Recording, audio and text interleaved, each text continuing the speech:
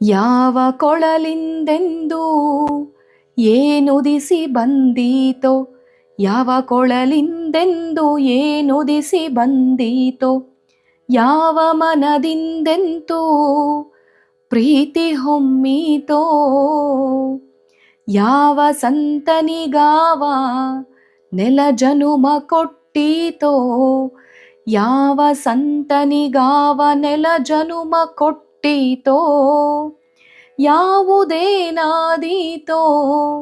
ಮುದ್ದು ರಾಮ, ಯಾವುದೇನಾದೀತೋ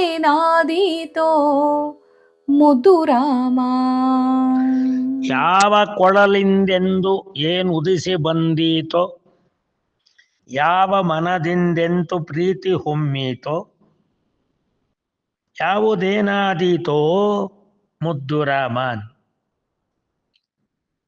ವಚನ ಸಾಹಿತ್ಯದ ಸಾಲು ನೆನಪು ಮಾಡ್ಕೊಂಬಿಡಿ ಸ್ವಾಮಿ.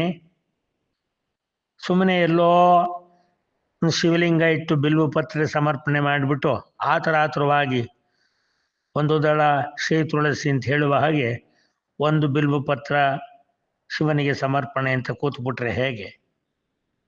ಶಿವನ ಮುಂದೆ ಸತ್ಯ ಇದೆ, ಅವನ ಪಕ್ಕಕ್ಕೆ ಸುಂದರ ಅಂತಿದೆ. ಅದನ್ನು ಅರ್ಥ ಮಾಡಿಕೊಳ್ಬೇಕಲ್ಲ ನಾವು. ಅದಕ್ಕೆ ಕವಿ ಹೇಳಿದ್ದು ಯಾವುದೇನಾದೀತೋ ಅಂದ್ರು. ಯಾವುದೇನಾದೀತೋ ಯಾರಿಗೇನು ಗೊತ್ತು? ನಮ್ಮ ಸಾಹಿತ್ಯದ ಸಾಲುಗಳು ನಮ್ಮನ್ನು ಸುಸ್ಪಷ್ಟವಾಗಿ ಹೇಳುತ್ತೆ.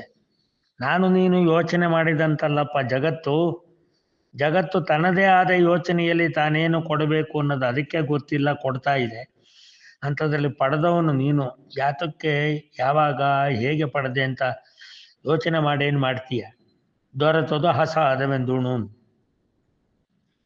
ಮುರಹರನ ಲೀಲೆಗೋಸಗ ಉದಯಿಸಿದ ಜಗ ಅಂತ ಕುಮಾರವ್ಯಾಸ ಒಂದೇ ಸಾಲಿನಲ್ಲಿ ಹೇಳಿಬಿಟ್ಟ. ಆ ದೃಷ್ಟಿಯಿಂದ ಯಾವ ಸಂತನಿಗಾವ ನೆಲ ಜನ್ಮ ಕೊಟ್ಟೀತೋ ಯಾರಿಗೂ ಗೊತ್ತು? ಎತ್ತಣ ಮಾಮರ, ಎತ್ತಣ ಕೋಗಿಲೆ, ಎತ್ತಣ ಸಂಬಂಧವಯ್ಯ ಅಂದ್ರು. ಆದ್ದರಿಂದ ಈ ಸಂಬಂಧಗಳ ನಂಟು ಬಿಡಿಸಲಾಗದ ಗಂಟು, ಅದು ಭೇದಿಸಿದಷ್ಟು ಕಗ್ಗಂಟು. ಅದೇ ಬಿಟ್ಟು ಅದ ನೆನೆದು ಕೊಟ್ಟಿರುವುದರಲ್ಲಿ ನಾವು ತಿಂದು ತೇಗಿ ಉಂಡು ಮಲಗಿ ಎದ್ದರೆ ಆಗ ನಮ್ಮ ಬದುಕಿಗೆ ಹಿಗ್ಗುಂಟು. ಅಷ್ಟೇ ನಾವು ನೀವು ಮಾಡಬೇಕಾದ ಕಾರ್ಯ.